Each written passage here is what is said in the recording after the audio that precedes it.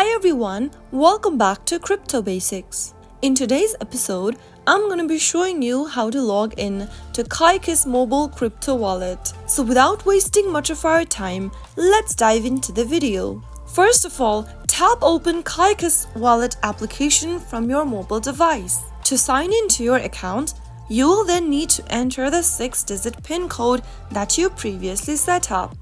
If you don't remember your PIN code, tap on Reset Wallet and enter your secret recovery phrases in order to access your Kaikas account. But if you remember your 6-digit PIN code, there should be no problem. Simply type it in this interface. After you are done, you will then be able to log into your Kaikas mobile crypto wallet account. So that's how easy it is. If you found the video to be helpful, go ahead and give us a thumbs up. Don't forget to subscribe to our channel by hitting the subscribe button. Also, press on the bell icon so that you'll never miss another upcoming upload from us. I will be back again in the next video. Thank you for watching.